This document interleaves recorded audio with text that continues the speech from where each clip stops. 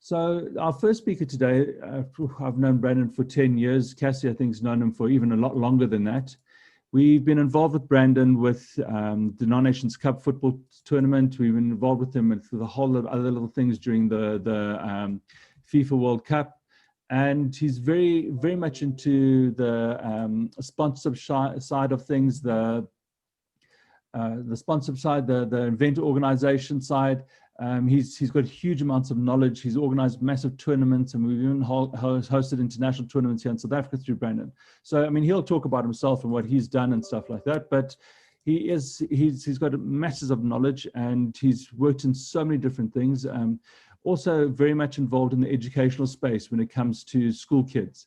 So I'd like to introduce you to Brandon. He's got a presentation for us. Once again, like our previous webinars, if you do have any questions, you can ask the questions, put it in the chat box, put it in the Q&A section. Brandon, as soon as he's ready to, we'll read the questions to Brandon, and he'll be able to answer your questions. Then afterwards, Cassie will come in to present about various other tournaments worldwide that have been upstaged worldwide, and she'll talk to you about what the impact has been on the world of sport. So welcome, Brandon, to today's webinar. There we go, your video's on. Welcome, Sean.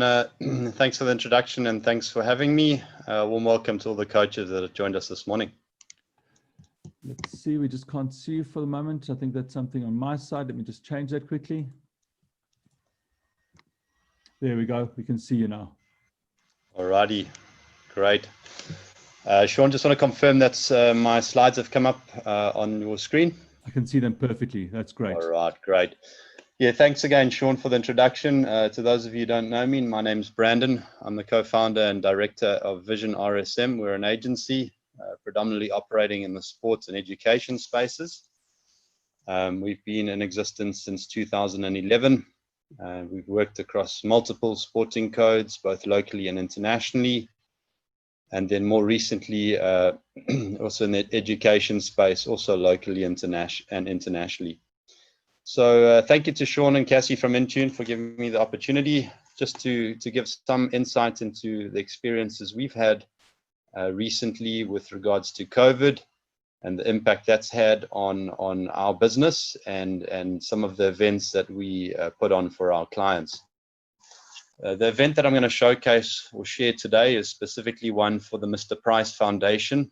It's a cycling event. It's a fundraiser, which usually takes place in December every year and has been going for the last 10 years. The event has raised over 5 million Rand for the Mr. Price Foundation, which they've used to implement their skills development and education programs in South Africa. As well as providing employment opportunities for our youth. That's their primary focus, is to alleviate poverty and inequality in South Africa. So this event, when COVID came around, obviously had a massive impact. This event is not a mass participation event. It's 70 cyclists, high net worth individuals that come together at the end of the year to take on arguably South Africa's toughest two-day cycle event. It's 606 kilometers over 2 days. So the cyclists cycle over 300 kilometers a day. Each stage of the event is longer than any stage in the Tour de France. So it's a very it's a hardcore event. It's for your hardcore cyclists and high net worth individuals.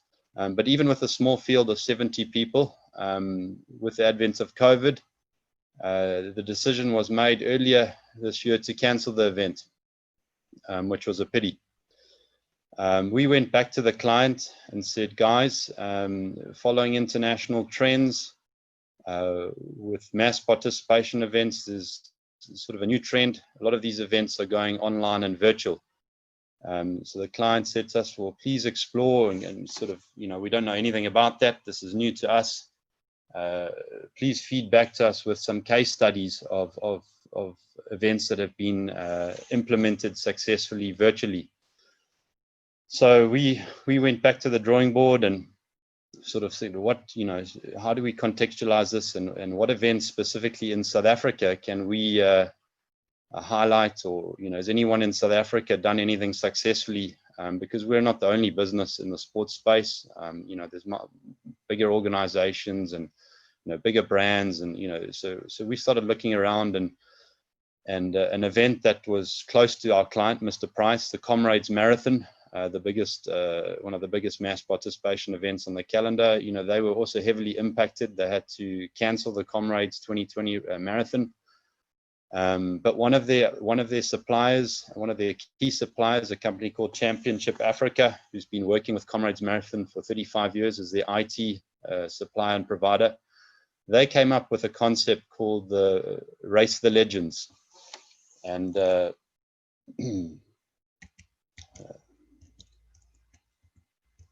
trying to share the screen. Race the Legends was born. Comrades needed an event to take place of some nature, and a virtual event was born. The Comrades Race the Legends. Key to that was obviously having a very credible platform. Thankfully, Champ have years, and they were quickly able to pivot. Traditional field for the Comrades Marathon is anywhere in the region of 20 to 25,000 athletes. And obviously, they generate revenue through sponsorship, through athlete participation, and through broadcast. With the physical race not being possible, they now had to rely on participants' entry fee as their sole revenue source for 2020. Thankfully, the support was unprecedented. The race director, Rowan James, he predicted that they'd have 2,000 people that do this virtual event, because who wants to run around your neighborhood, log your time, and then have to pay for it? That's what the cynics are saying. But ultimately, 45,000 people signed up and took part in the very first virtual Comrades Marathon, which proved a huge success. So that was absolutely amazing. Sean, I'm not sure if you can hear me. I'm trying to share my, there we go. Sorry, the slide wasn't changing. So out of the learnings from the Comrades Race the Legends, we presented a new event to our client, Mr. Price, and the Mr. Price Foundation. And we said, well, if we can't host a physical event, and obviously with the economic situation being what it is at the moment, how do we look at new opportunities for the foundation? How do we create revenue from an event when pockets are tight and sponsors are hard to come by? Traditionally, you would have seen on the first slide that I shared, we had a whole host of partners, 15 in total, that all contributed significantly to the event of the last couple of years. In 2019, we raised over 2 million Rand in one event for the foundation, but 2020 was looking completely different. We had no partners, no event structure. So what do you do? So taking the learnings from Comrades and engaging with key knowledgeable people in the industry, we thought, well, how do we take our event to 70 high net worth individuals and make it virtual? And how do we make it more accessible? So the first thing we needed to do was engage with a credible company that had done it successfully. In this case, Comrades Marathon and their partner Championship. We engaged with them both and said, guys, we have an event that we host every year. We have a mutual client in Mr. Price. Would you guys be interested in partnering with us on creating a new event? It went through a couple round tables and a couple of presentations and discussions, but ultimately, for the very first time, Comrades are going to be hosting or partnering on an event that's not their own. They're partnering with us, with the Mr. Price Foundation, to host a running and a cycling event for the very first time to benefit the youth of South Africa. That event will take place on the 5th and 6th of December, and it's pretty much accessible to anyone. The details of that, traditionally our event was very expensive and very exclusive to take part in. Our entry fee was 15,000 Rand to cycle from Johannesburg to Durban. And on top of that, the individuals had made a commitment to raise funds personally for the foundation. So obviously, that type of event in this economic climate is just not sustainable or viable. So we had to open the field and make it accessible. We've had to bring our entry fee right down from 15,000 Rand right down to 199 Rand. So we have to obviously now market and get volume and drive the volume to make the event viable. But what are the benefits of doing a virtual event? You're not limited geographically. You basically, your event is marketable to the whole world, whereas previously, we could only market it to people that could physically take part in it. It was a very difficult event. So that was a certain, a massive limitation. There's not many people who can cycle 606 kilometers. So we thought, let's remove all barriers, hence the running and the cycling. And beyond that, obviously the distances of the event. So we've got multiple events on the running side. We've got 3 events. We've got a 3 kilometer, a 7 kilometer, and a 21 kilometer, which makes it accessible to pretty much anyone. Your family can take part in the event.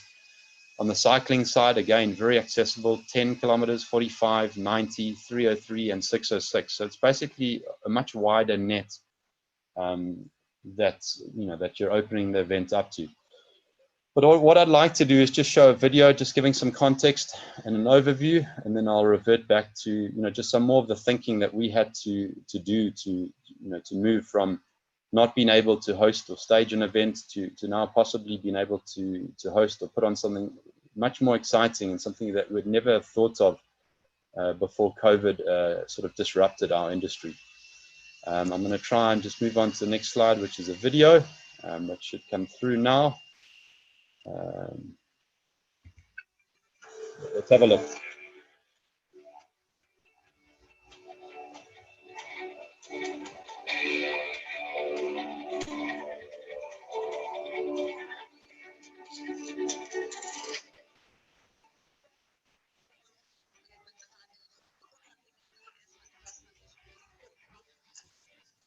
Yeah, we can't hear the people speaking, Brandon.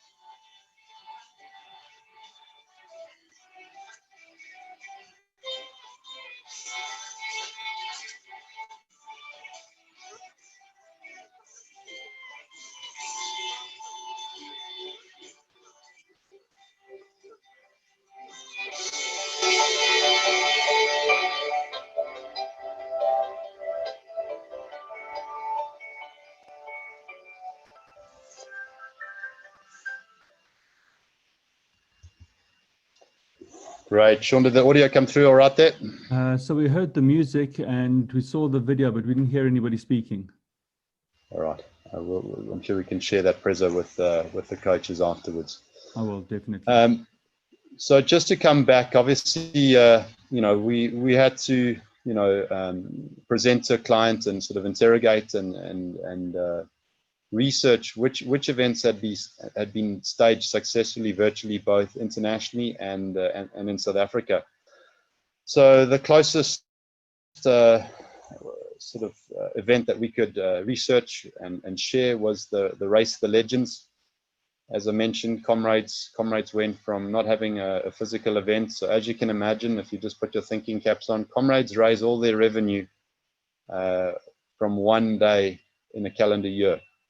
Now, they stage one big mass participation event in the year. With that day now being impossible to stage, their organization becomes unsustainable. They've got 15 full-time staff that work 12 months of the year to put together the Comrades Marathon. So, they had to seriously pivot and think quickly on their feet. And within 3 weeks, they started marketing the event or open entries on the 18th of May. And they staged the virtual Race the Legends on the 14th or 15th of June. So in 3 weeks, they went from not having an event to having 45,000 people from around the world running their marathon. What were some of the interesting insights and points that we took out from engaging with Comrades and how they did this? Initially, like I said, they were very apprehensive. Their race director, he's a diehard mass participation fan, he wasn't very keen on this virtual experience. And as I said, he thought that at best they would get 2,000 people, which would just be a waste of time. But as the entries started coming in, and they came in slowly, that's another trend with these virtual events. Most people only enter these events 3 days or on the event day itself. So it's very difficult to predict how effective your communication and marketing and has been upfront, and what the success of what your event's going to look like. So it makes it very, very hard to plan, and I'll go into those details a little bit later on.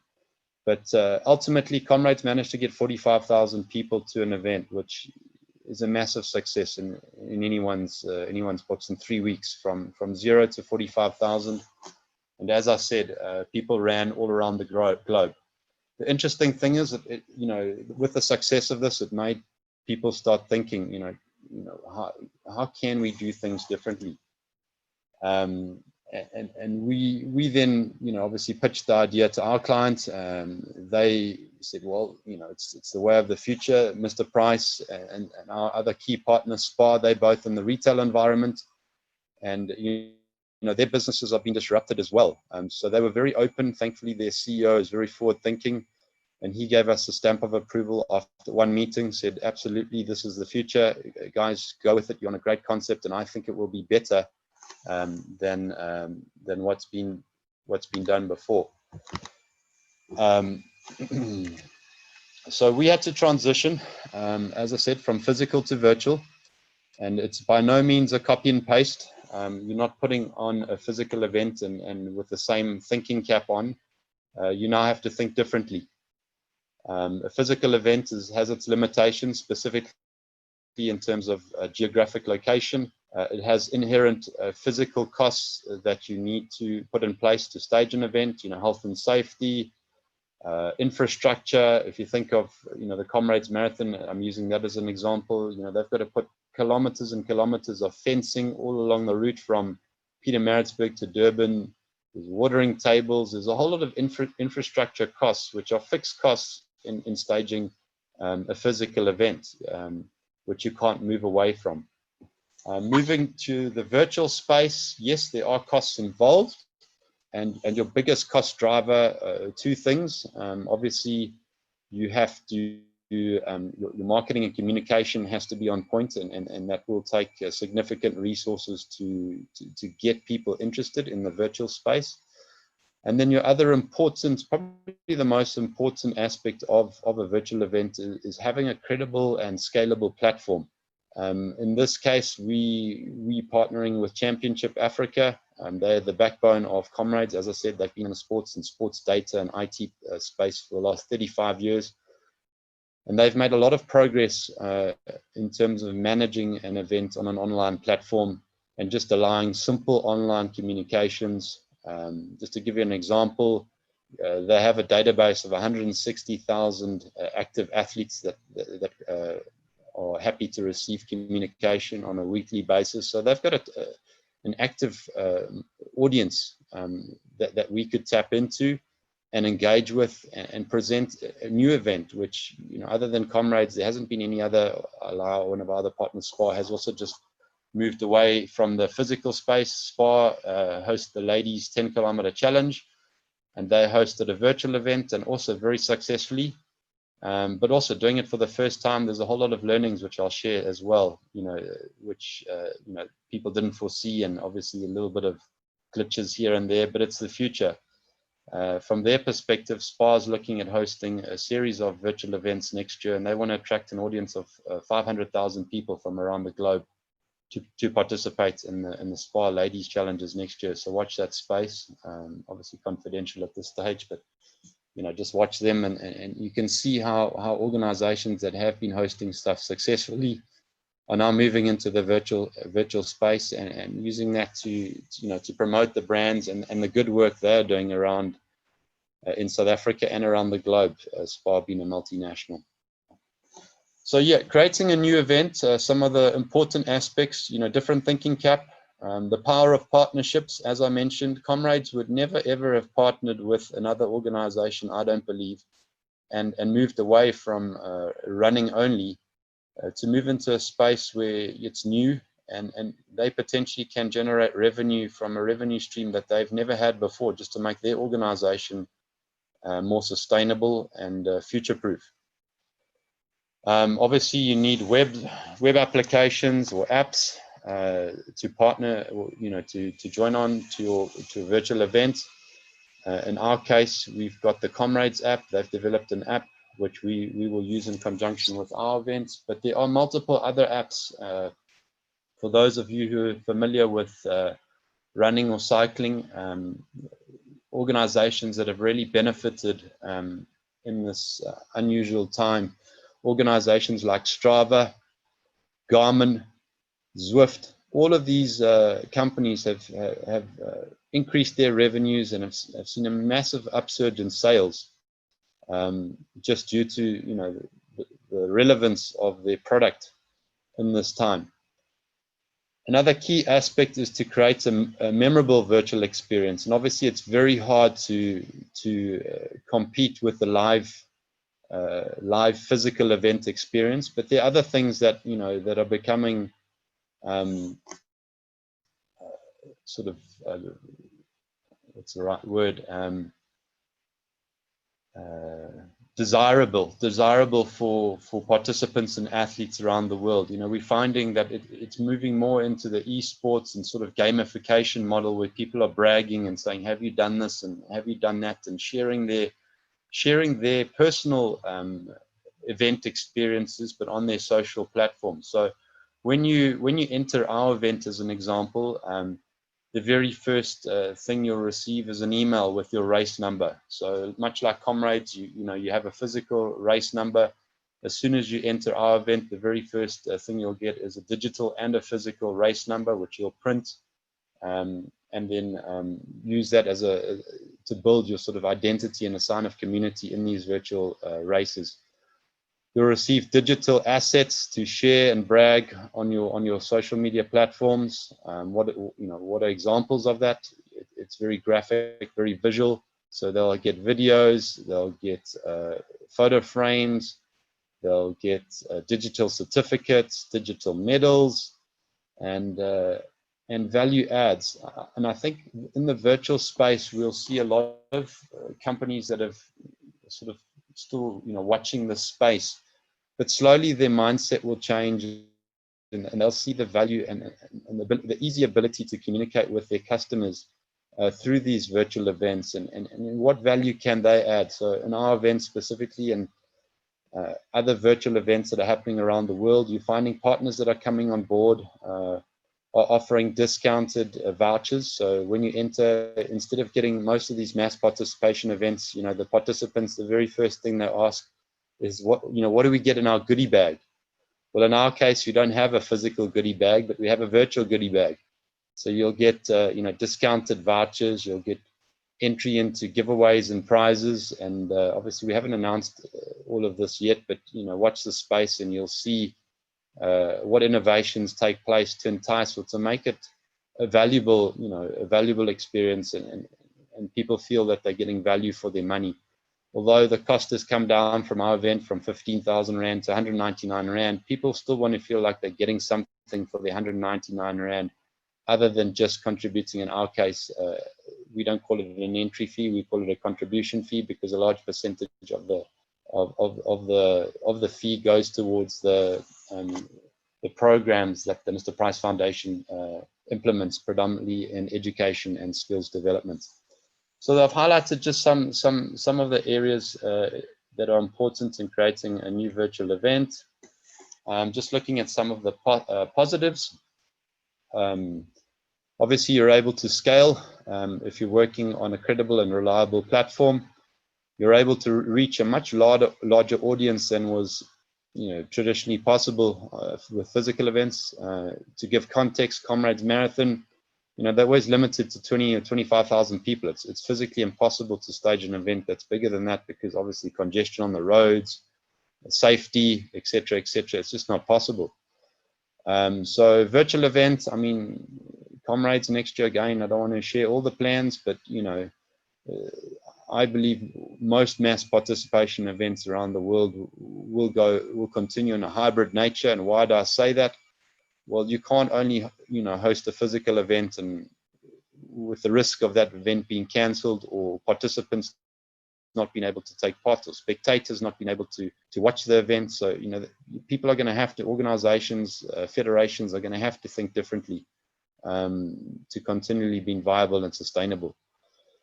The power of social and tech platforms creates new opportunities that weren't there, that weren't possible before. Events now can, you've got a global audience. So in Comrades' perspective, they were always limited to 30,000 people. Now they're limited to the amount of people that reside on the planet. Pretty much anyone and anyone can take part in these virtual events. So there's a massive opportunity to commercialize that, and in my mind, sort of provides unprecedented opportunity. Obviously, COVID has really fast-tracked, in my mind, the fourth industrial revolution. It's had obviously hectic consequences on most industries around the world. So sponsorship is going to be harder to come by.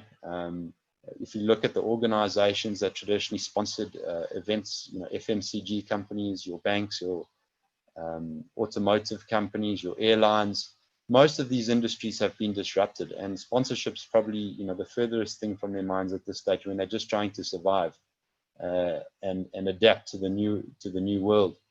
I think the challenge will be the companies that are flourishing in these times, or traditionally at the moment, are your tech companies, and they have traditionally shied away from sponsorship and sports sponsorship specifically. They're very data driven.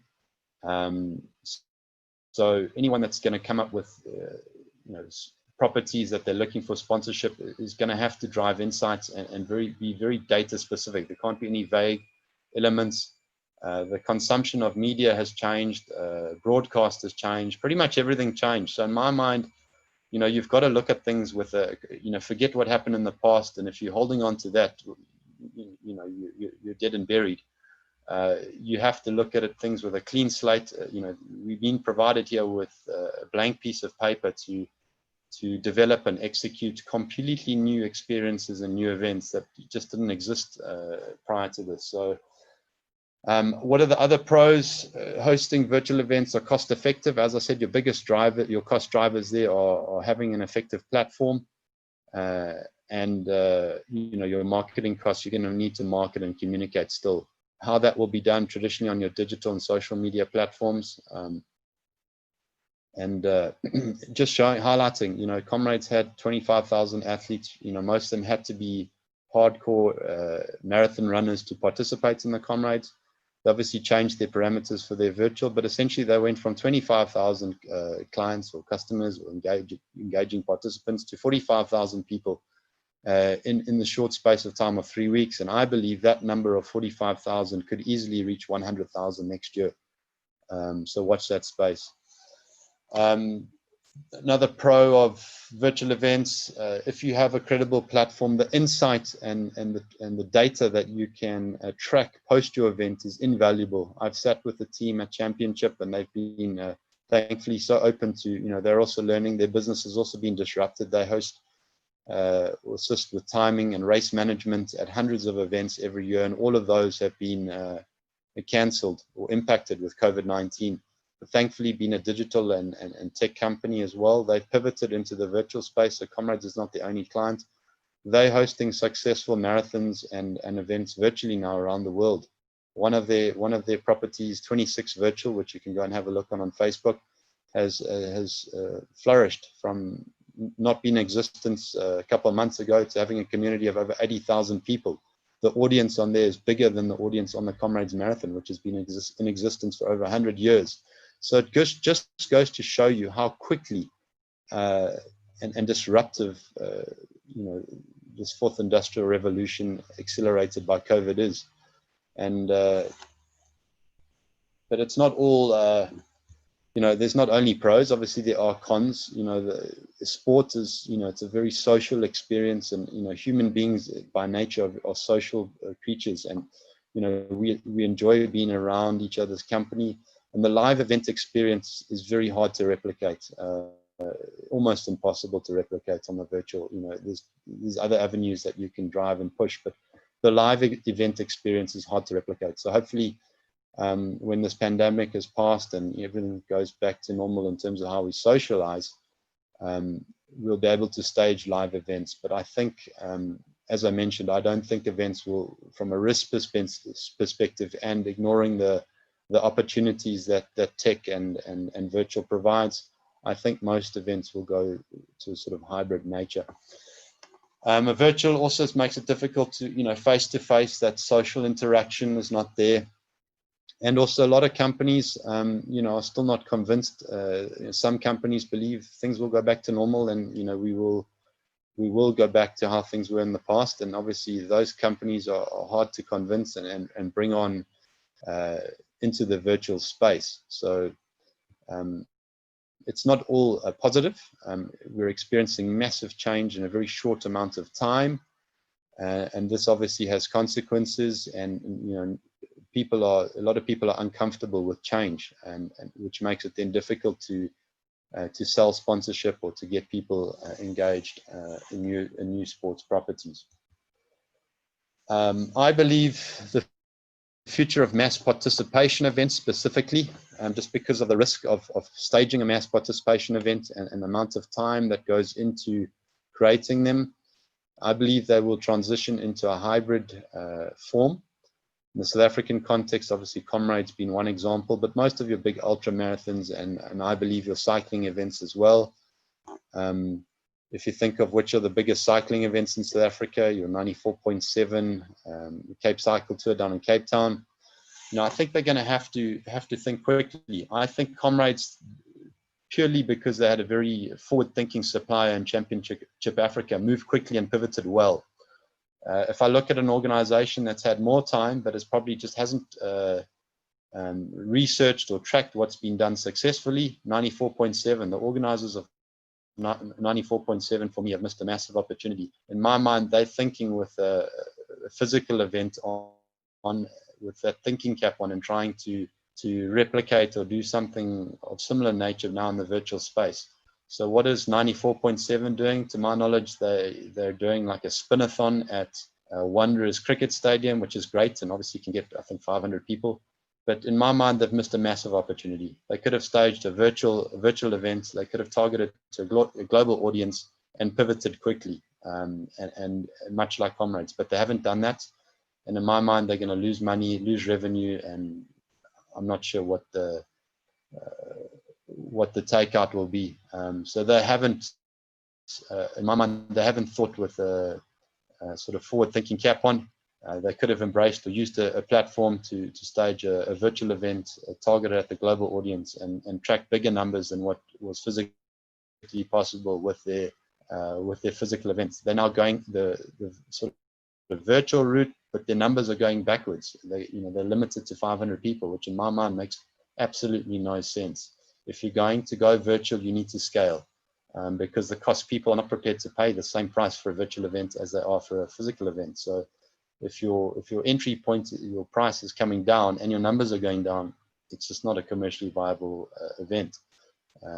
And I can't see sponsors being interested in that. So a missed opportunity in my mind for 94.7. Giving you context internationally, the Olympics, obviously that's been heavily disrupted this year, was supposed to take place in Tokyo 2020.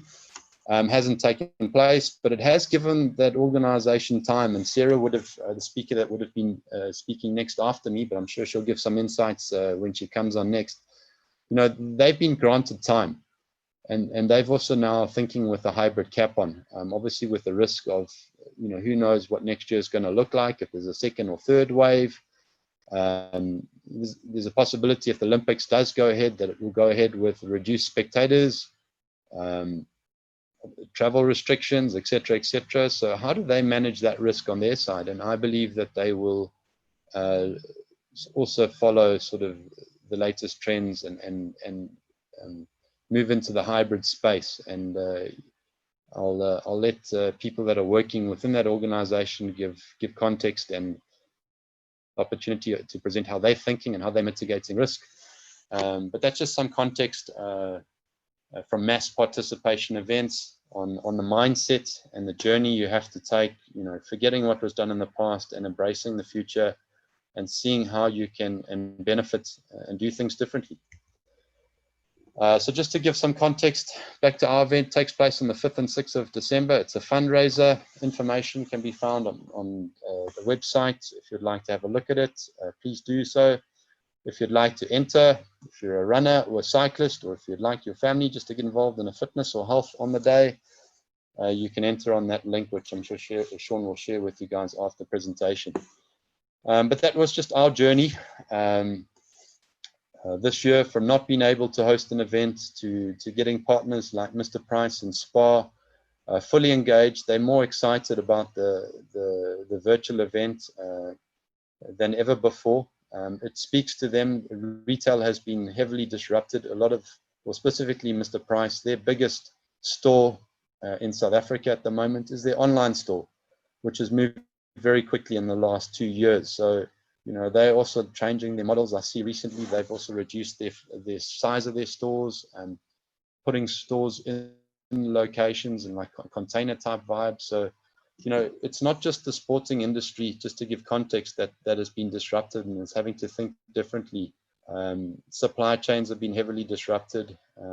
You're having to think completely differently and adapt. And I think that's probably the biggest takeout from my presentation to the coaches. You may say that, you know, we're not involved in mass participation events. We're coaching in schools, and fair enough. But I think the biggest takeout is to adapt and to be able to accept change and see how can you use the opportunity, or, you know, the crisis that at the moment, if you're not able to coach at the moment, well, how can you use this opportunity to take a break, pause, maybe, you know, learn some more, research what's been done successfully, and then apply it back into your environment in the school space or in the club space, and potentially benefit your business that you never thought was possible. You know, it's not all doom and gloom, guys. I know it's difficult when we can't actually do things how we wanted to do in the past, but, you know, put a positive mindset on and embrace the change, and see how you can benefit from the current opportunity or current reality that we're all facing. So I think that's it from my side, Sean. Just an overview. I'm not sure if there are any questions. Yeah. Sorry, I'm just turning on my video. Okay. Firstly, I see your video is turned off. I can put it back on. Sorry. There we go. Yeah, there you go. So the first question is on, you know, with having actually a live event, there's, you know, we actually have to go to the event. There's always like the wow factor of actually being there with the mass amount of people around there and that kind of stuff. How do you create like a virtual, that kind of feeling? Because I see that, for example, totally out of the sporting space, Tony Robbins is hosting one of his big, you know, his big annual seminar. And what he's done is that, you know, with his platform, he's been able to get images. He's encouraging people to turn on their videos. So he's actually sitting in a central room with like a disc around him with thousands and thousands of pictures of people that are participating in his event. So it feels like to him, he's at the live event and get the same kind of feeling. How do you guys think you can actually get around that? Look, I think, as I mentioned up front, it's very hard, if not impossible, to compete with the live event experience. You know, just having that adrenaline and mass amounts of people in one space and the amount of energy that's there is very difficult to compete with in the virtual space, because you're almost dispersing that energy globally, and it's, you know, people are taking part in their own neighborhoods around the world, and it's completely different. So I don't think, and I'll be frank, you can't compete. You know, that is the ultimate of live event experience. You know, that will never be replicated in my mind. It's important to have, you know, I've watched some of these other sort of events that have tried to do that on platforms, etc., etc. You need to also have very capable platforms. Some of our clients and some of our stakeholders and suppliers have also staged you know, sort of year-end function or team building functions for the entire organization, and try to replicate a live event experience on an online platform, and it's failed dismally. The platform hasn't been able to, the bandwidth, the internet capabilities, the video presentations and multiple people, it doesn't have, it's not possible to do that. So saying that, there are other opportunities or new things that you can do. You know, you can engage with people, many more people, and use social media platforms to sort of people to brag and share their own, you know, so the experience becomes more personalized for each person. You know, if I use Comrades, the reference that the event that I referenced, you know, people ran in their own neighborhood. Some people ran 90 kilometers in their garden, believe it or not. It was just, you know, so that the experience becomes more personal, but your communication can become more personal as well. You know, when people were doing the physical event, you know, you couldn't engage with people on a one-to-one or personal level from a comms perspective and post-event. Whereas the virtual route you can, because you're not investing resources on the physical event. You can diverge or diversify some of those resources into tailored, unique communication that's very personal and that touches people on a personal level. So there's a whole lot more opportunities in that space, and I think events we'll see how they can tailor the virtual experience to make it memorable, and to make people feel that they've got value for what they've paid to enter them. I think that's going to be key, and getting partners on board that offer value to the clients that have participated. As I mentioned, you know, online vouchers, giveaways, prizes, and just tailored personal communication. I think that's key. So I hope that gives an answer. I don't believe the live event experience can be replicated on a virtual platform, although you can try. I don't think it's possible. And then, you know, in talking about the fourth industrial revolution, you've spoken about how, I mean, we've seen our businesses have pivoted, how certain sports like these kind of endurance sports have actually done a good job at changing the way they do it. Schools have actually done a good job on changing their educational side of it. And that you've also been a bit part of that. But how does, you know, for a school to after listening to this, they still need to, next year, we're not guaranteed that everything will go back to normal in playing sport. So from a school level, we might not have these big Easter rugby festivals or things like that happening. How do you think that schools can learn from what you've been speaking about now and try and actually adapt their sport to include the school, include parents, include old boys, to try and, because it is a big way of raising money, is having a big event at one of your schools. How do you think they can actually take advantage of what you've just been talking about? Absolutely. So in the school context, I'll start off within the education space and then jump back to sport. Funnily enough, my brother-in-law runs a very successful online education company, and they predominantly in the automotive industry, but obviously tracking what's happening in schools. And I see St. Stithians, which is a very prestigious school in Johannesburg, announced yesterday that they are launching their 8th school. And what is that 8th school? It's an online school. So, you know, these institutions that are very credible are all adapting rapidly. Here, I'm currently residing in KZN, one of the prominent primary schools here just up the road from me, Highbury Preparatory, same thing. They're offering online schooling, and you may say, but wow, isn't this going to cannibalize, or isn't this going to take away, eat into our existing student numbers? Yes, initially it will, but again, what opportunities does it present? You know, they're not restricted by physical infrastructure. St. Stithians, they can now enroll many more students than what they ever thought possible to their school. And I think those students, you know, obviously government and COVID compliance, they will possibly be learning from home, but then doing sports at the St. Stithians campus as sort of the hub where they can participate. So that's just one example. In terms of then how do schools possibly generate revenue?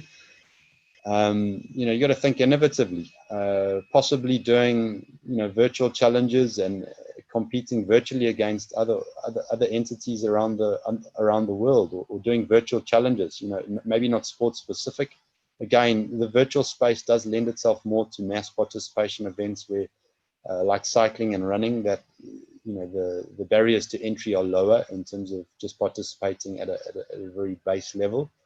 When you're moving to sports like cricket and rugby, where you're reliant on the physical layout of the field, etc., to play, but maybe, you know, just monetizing drills or skills, and competing, and maybe there'll be sponsors, you know, to see, there'll be interest, you know, because you can get much more engagement on a virtual platform. So there might be, you know, if I think of cricket or rugby, there might be certain drills or skills that can be sort of packaged into a virtual event experience, and sort of a skills type drive that can be shared globally. And you might find that commercially, there might be some commercial partners that are interested in that.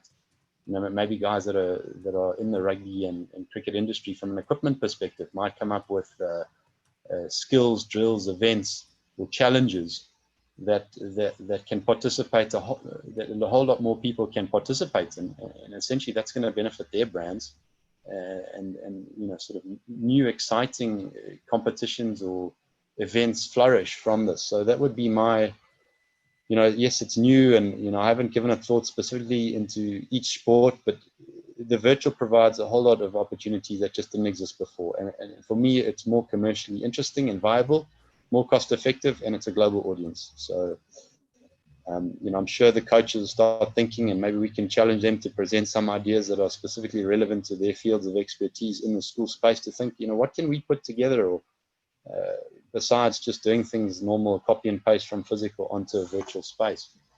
Obviously, in terms of actually coaching, you know, the coaches can look at developing their own apps, publishing their coaching expertise, and getting and selling that and commercializing that, and making sure that they are able to reach a greater audience as well. That's, you know, that's the pure benefit of tech and this fourth industrial revolution. You can reach more people more cost effectively than ever before. So why limit yourself to geographically coaching at a school on a Monday and a Wednesday and a Friday at a given school, when you could develop your content, people can pay for it, and you can share it, and potentially get clients globally. So yeah, that's just sort of my thinking. I'm not sure if that makes any sense, or if you agree with that, Sean.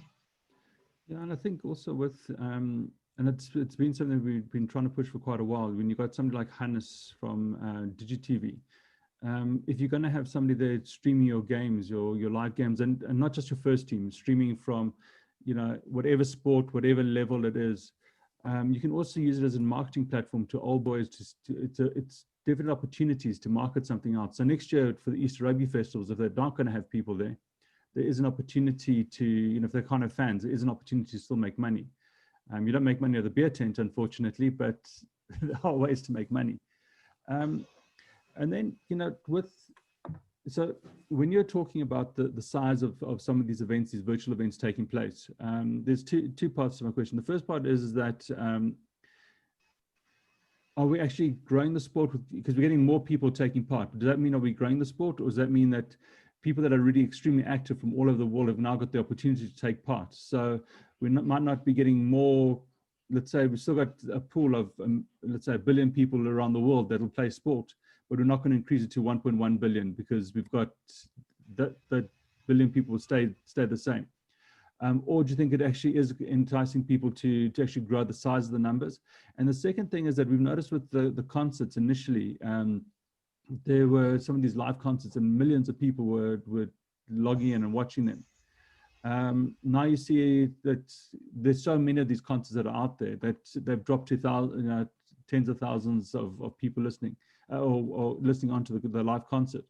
How do you think you guys can maintain that kind of the amount of people attending your events? Look, I think that is the real challenge. So your first question is, do you think more people can sort of be roped into the sport globally? Yes, I do believe so. Again, I'll reference Comrades as an example. So people that traditionally had stopped, if you think of your ex-runners, guys that his knees have absolutely shot and actually can't, they're not playing or doing any active sport anymore. They've kind of dropped off, but are still very connected to the brand, but are just not actively participating. So this year, with the change and sort of flexibility that was required from a Comrades perspective, in allowing people to participate at a much more accessible distance. I think the shortest distance was 5 kilometers. So you had a large percentage of people, that were engaged to the Comrades brand, but not participating in sport anymore, coming back. You had 60, 70, they had even had some 8-year-olds that did the 5K. So I think if done or executed well, it has the potential to bring people that have either not actively participated or new people into the space. But moving on to your second question, yes, people, this virtual, particularly the older guard are not very fond of it, and it doesn't resonate well with them.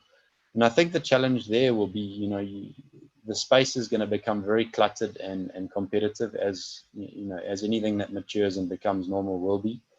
It will be down to those organizations or sporting federations that can create meaningful content. Content is key, value add.